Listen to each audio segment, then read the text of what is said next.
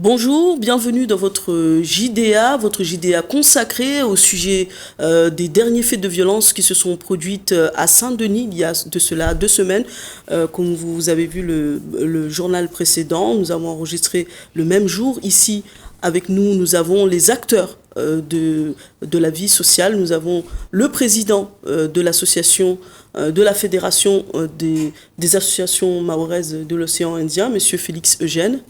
C'est cela, oui. Accompagné de Fundi Moundir Had, chargé de la cohésion sociale à la délégation du département de Mayotte à La Réunion. Bonjour madame. Bonjour. Donc nous allons tout de suite entrer dans le vif du sujet avec ces faits de violence qui se sont produites très récemment, il y a de cela 2 semaines, à la sortie de l'école, de lycée. Je vous propose de regarder ces quelques images et puis on revient dans notre débat.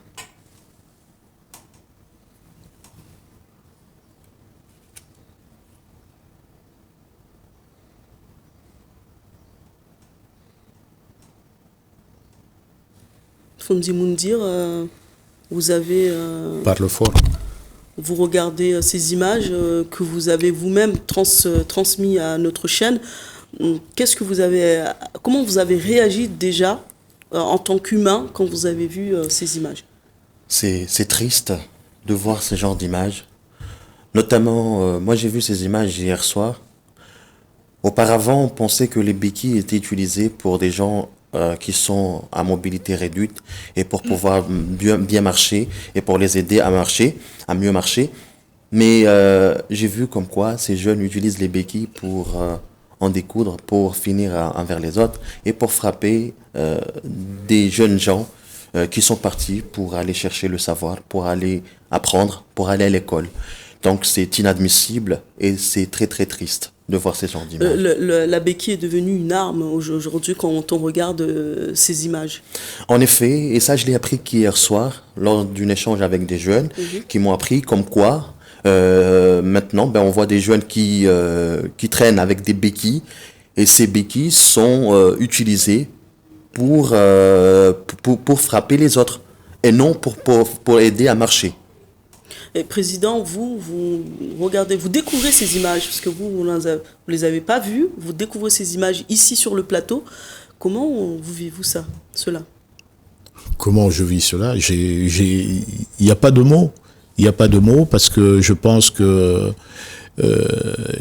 les missions qui sont les nôtres, à travers la vie sociale, la vie de notre société, font que les choses qu'on venait de voir pourront se répéter demain et après-demain, et on sera là uniquement à faire des constats. Je pense que il faut sortir un petit peu de ce cadre de montrer ce genre de violence. Il faut rentrer en action. Rentrer en action, il y a plusieurs éléments qu'on pourrait peut-être associer, parce que ces jeunes s'ennuient, il faut les occuper. On a le RSMA, et là il faudrait qu'il y ait une table ronde et que chaque acteur fasse des propositions. Ces jeunes qui sont là, qui s'ennuient, il faut les occuper. Je vous ai parlé de RSMA, c'est d'avoir avec le RSMA, mais là, il faut aussi peut-être toucher le général, le commandant Le Fazoy, et avoir des contrats et des conventions pluriannuelles, tout jeune qui est un petit peu, qui n'est plus dans le cursus scolaire, qu'on puisse lui donner ce qu'on appelle la deuxième chance. Et à travers des formations, il y a plusieurs choses à inventer et qui sont là, qui peuvent y aller et atténuer un petit peu ce mal. Voilà. Des solutions n'ont pas été trouvées à Mayotte. Les Mahorais, la population, vivent au quotidien ces violences. Maintenant, ces violences ont été transposées ici à La Réunion, et les Réunionnais commencent à découvrir ces phénomènes de violence. Vous, dans vos missions, quelles seraient les prochaines étapes? Est-ce que vous avez déjà pris contact ou essayé de rencontrer la famille? Les Réunionnais commencent à découvrir ces genres de violences En effet, également, la population mahoraise est terrorisée. Les gens qui vivent à Mayotte, ils sont terrorisés de voir ces genres de violence face à l'être humain, mais direct. Nous, récemment, on a été à des missions à Mayotte et arrivé sur le territoire dans un taxi. Des jeunes de 17-15 ans, ils sont rentrés dans le taxi et ils ont demandé nos téléphones. Avec ça, ils ont ramené des couteaux et également des tournevis qui servent encore une fois des outils qui servent pour faire de la bricolage. Ben ils sont venus avec ça pour poignarder des jeunes gens qui ont rien fait et qui sont innocents là-dessus.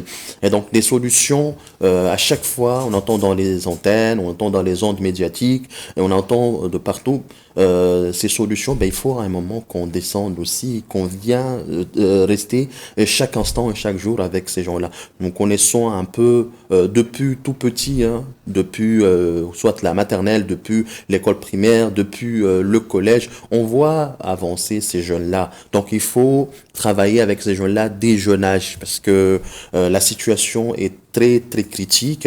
Nous pouvons proposer ça face avec les associations, en partenariat avec les associations, parce que nous, on est là pour accompagner les associations qui sont sur l'île de la Réunion, mais toutes les associations aussi à Mayotte, afin de travailler avec les établissements scolaires, le rectorat et tout le monde pour pouvoir limiter ces dégâts. Quand vous dites tout le monde, y compris les familles... Y compris les familles, parce que l'enfant a besoin de ses pères pour pouvoir grandir et pour pouvoir avancer. On a beaucoup d'enfants qui sont ici, on a beaucoup de jeunes gens qui sont là, et malheureusement, ce qu'on a constaté sur le territoire réunionnais, nous nous retrouvons avec des familles monoparentales. Des familles auxquelles il y a juste simplement la maman qui se retrouve avec 5-6 enfants. Et c'est compliqué d'avancer avec ces enfants, de donner l'éducation.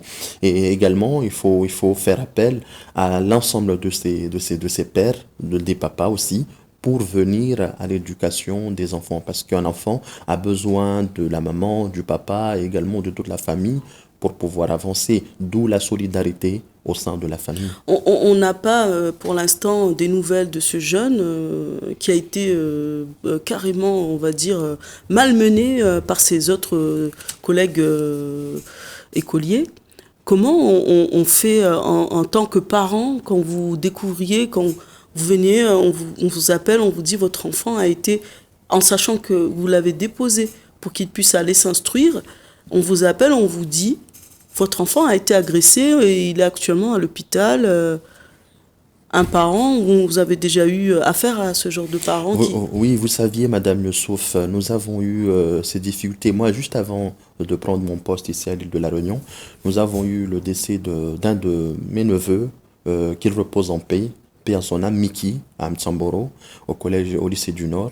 Nous avons vu combien et comment ce jeune a souffert et il est parti, mais il repose en paix. Donc, on a convié une réunion tout de suite après avec les autorités, le préfet, le recteur ainsi que le procureur se sont déplacés. Ils ont pris l'engagement de travailler sur ces genres d'actions pour pouvoir saisir ceux qui ont commis ces actes. Donc par la suite aussi, les cas sont pareils. Les parents ont la boule au ventre pour lorsqu'ils ramènent les enfants à l'école, lorsque les enfants partent à l'école, on ne sait pas et on demande Dieu à ce que les enfants rentrent sains et saufs. C'est pas simple. C'est pas facile durant toute la journée. On pense qu'est-ce qui doit se passer et ça peut, les émeutes peuvent arriver à tout moment. D'ailleurs, on retrouve dans le reportage de nos confrères un témoignage d'une étudiante qui dit « Nous, on part à l'école et on n'est pas sûr de rentrer chez nous. C'est affolant. On n'est pas sûr qu'on va rentrer, on va revoir nos parents à la fin de la journée. » On a cette impression qui est carrément réaliste que on est déjà à Mayotte. Là, maintenant, on est déjà à Mayotte. Le problème, il est déjà à La Réunion. Mais que ce soit à La Réunion, en métropole, à Mayotte et partout, on doit se respecter.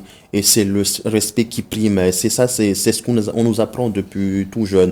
On doit respecter l'autrui et on ne doit pas aller frapper les autres avec un coup de béquille.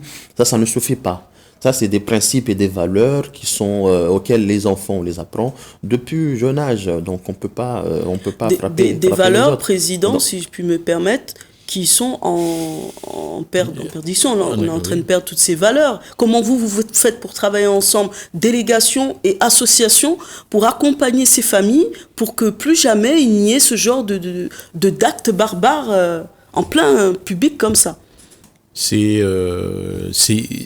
la politique justement que devrait, comme vous le dites, mener la délégation que représente M. Moudirou, la DMR et la fédération, pas simplement l'étiquette fédération, mais les parents aussi. Il faudrait associer, il n'y a pas simplement que ces acteurs-là, on a aussi les agents territoriaux des mairies qui connaissent. Il y a des gens qui sont sur le terrain, il y a d'autres acteurs qui doivent rentrer sur le comment faire, et ça, il faudrait qu'il y ait une table ronde, un séminaire, je ne sais pas comment. Est-ce que la question aujourd'hui, justement, est-ce que la question aujourd'hui est toujours sur le comment faire et n'est pas plutôt sur le fait que il faut déjà on a des actions qui sont en place, on a des associations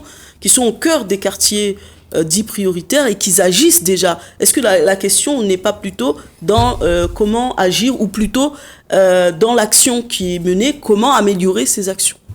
récemment, comme a dit le président, comme quoi il y a des écoles telles que des solutions, telles que l'école de deuxième chance qui est mise en place, mais aussi vous avez cité les associations des quartiers.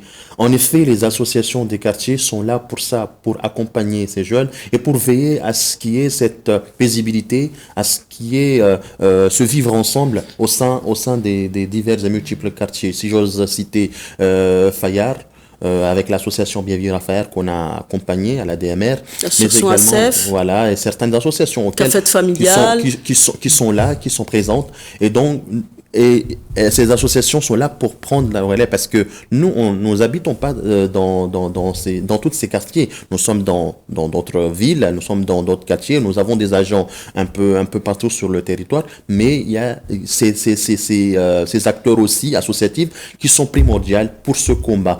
Mais aussi, le président a cité également certains dispositifs qui existent. Là, nous avons lancé l'appel à projet pour accompagner les associations. Il y a des dispositifs tels que l'ESS, l'économie sociale et solidaire, et l'IAE, l'insertion par activité économique, dont nous pouvons également accompagner des jeunes ou bien des gens qui sont pas dans le circuit de l'emploi, qui travaillent pas, qui veulent être formés pour pouvoir avancer.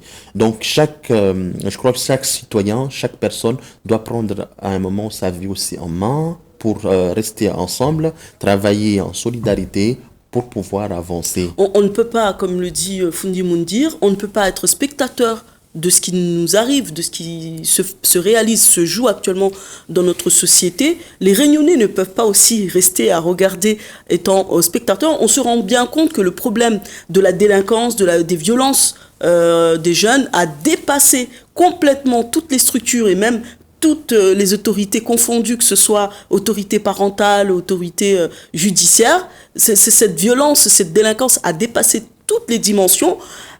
Comment faire en sorte que toutes ces structures et toutes ces hommes et ces femmes, particuliers, associatifs, entreprises, puissent travailler en cohésion pour qu'enfin vous puissiez mener une action concrète et qui ait des résultats. Vous saviez, Madame Youssouf, au lieu de rester derrière les écrans, sur Facebook ou bien sur Snapchat ou bien sur tant d'autres réseaux sociaux, rester dans les réseaux et commenter, insulter les autres, ça n'a pas d'importance, ça apporte pas les fruits. Mais il faut venir sur le terrain à un moment, venir travailler aussi avec ces gens.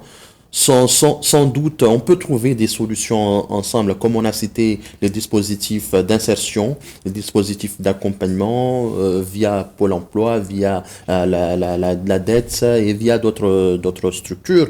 Donc, oui, nous devons travailler ensemble. Oui, nous essayons de travailler ensemble depuis tout le temps, de rassembler les maillons afin de trouver le plus rapidement des solutions. L'État aussi a sa part, mais l'État, c'est des gens aussi comme nous, c'est des êtres humains comme nous, c'est des gens qui vivent aussi, avec nous dans les quartiers, dans les villes. Donc, nous tous, nous sommes concernés.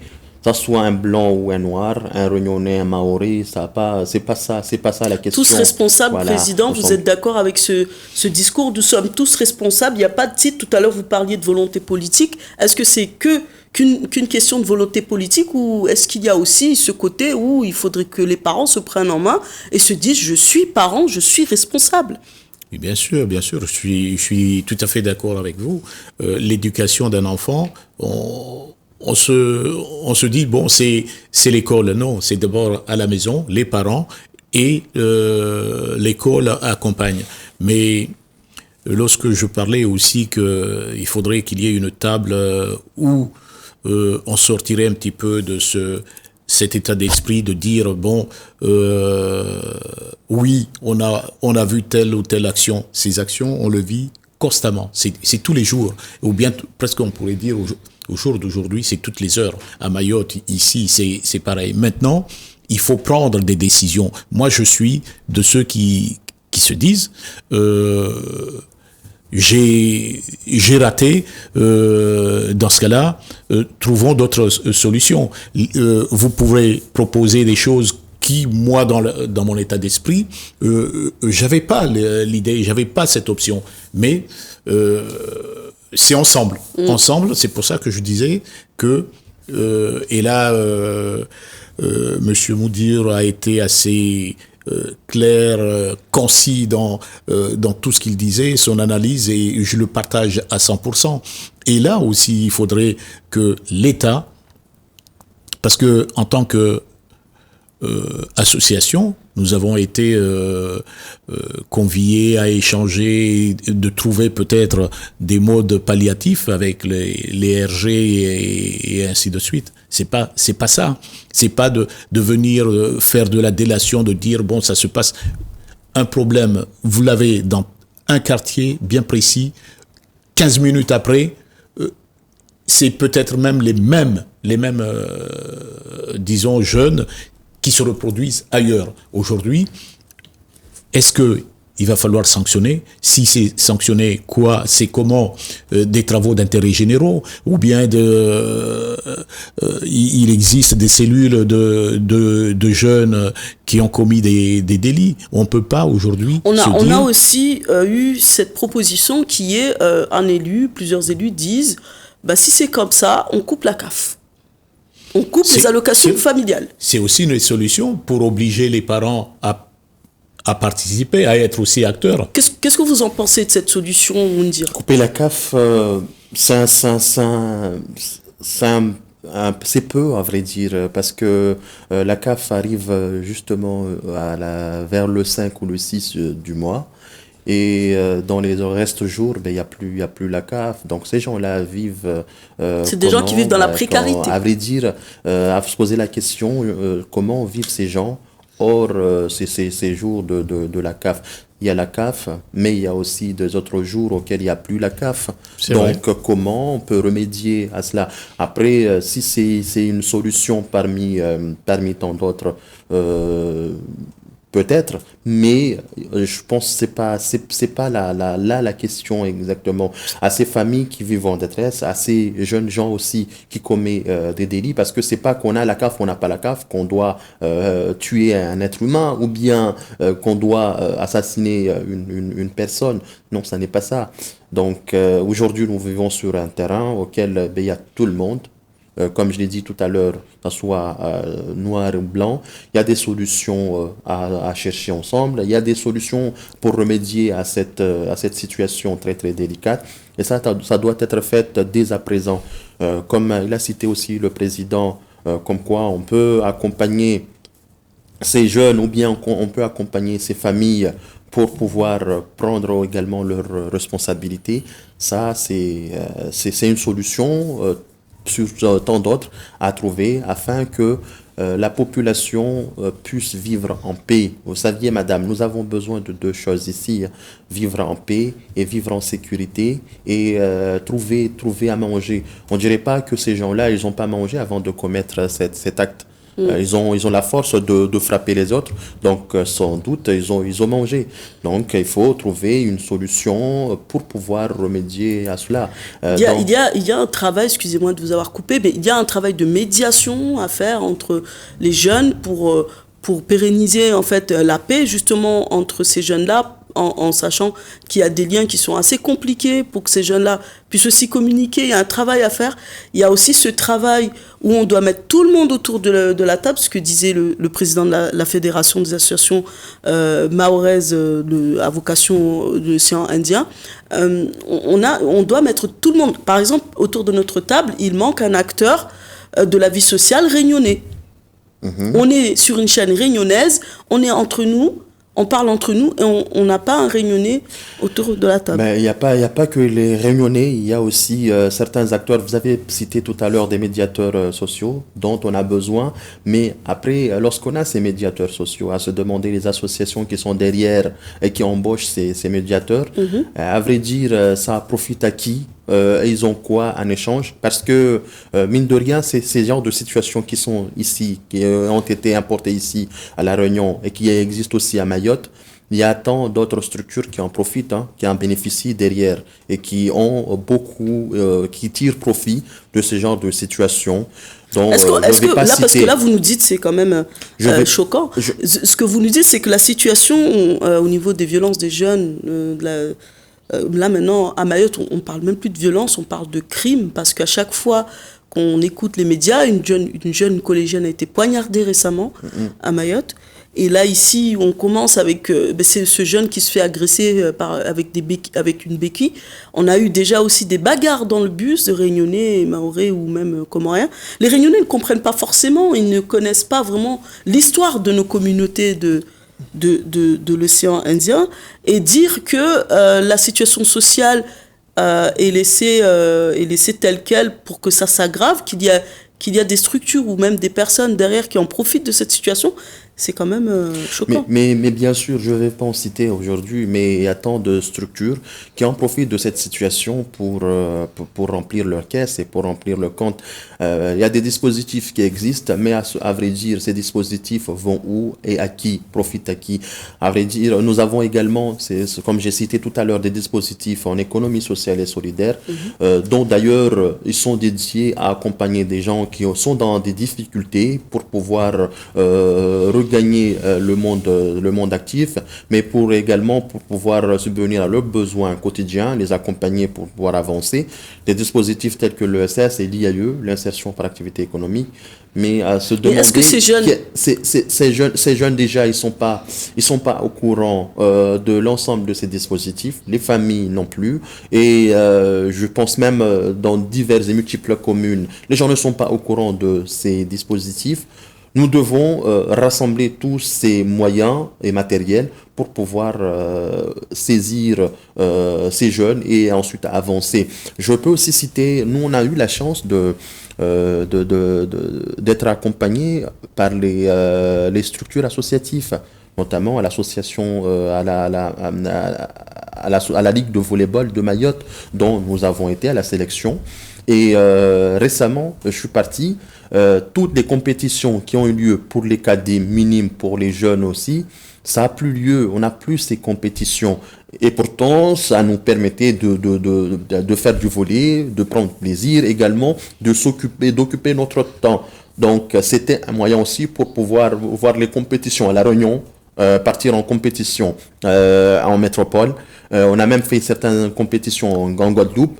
Donc ça nous a permis aussi d'avoir cette ouverture sur le reste du monde, découvrir les autres cultures. Mais fort constater, arriver sur le territoire mahorais, il n'y a plus ces dispositifs. Ça n'existe plus. Comment ça se fait et qu'est-ce qui se passe exactement? Et également, pour finir, oui, on peut facilement, on peut plus rapidement travailler avec ces jeunes aussi. Faut pas délaisser les madrasas aussi et les chonis les écoles coraniques dont on nous enseigne tant de choses et tant d'actions. On peut partir dans les madrasas, on peut partir dans les écoles coraniques. Donc ici, il y a des madrasas qui encadrent tant de jeunes provenant de Mayotte. Parce que ces jeunes-là qui arrivent, on ne peut pas dire qu'il n'y a que des Maoris, non. Il y a aussi des gens qui ont transité qui ont fait cette escale par le territoire maoré, ou bien des jeunes gens qui sont de parents, un comorien, un maoré, qui arrivent sur le territoire maoré, et après ils atterrissent sur l'île de la Réunion. Mais monsieur Fundi Moundir, les Réunionnais ne sont pas censés comprendre tout cela. Eux, ils voient des gens arriver de Mayotte, ils se disent c'est des Maorés. C'est justement les commentaires qui se font sur cette vidéo qu'on a introduit en début de ce journal. Les commentaires, mais c'est des Maorés. Vous nous prenez pour qui? Ils viennent de Mayotte, c'est des Maorés. Comment aujourd'hui, votre travail, comment vous positionnez par rapport à ces commentaires? Et surtout, on a aussi cet aspect où on n'en parle pas ici aujourd'hui, cet aspect qui est de l'ordre psychologique, qui est que ces jeunes-là ont un mal-être. Il y a un travail aussi pour les psychologues à faire sur le terrain. Je pourrais peut-être rajouter à l'analyse que je partage à 100% de ce que venait de dire M. Moudirou.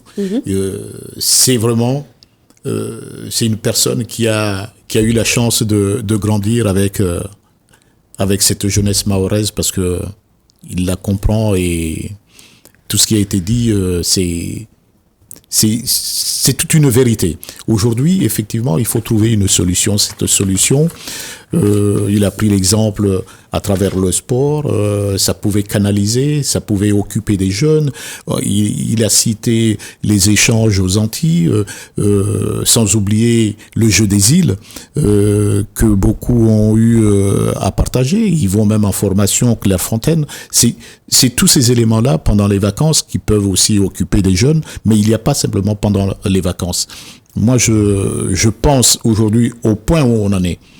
Il va falloir se vouer la face, ne pas se cacher et d'être hypocrite sur ce qui se passe.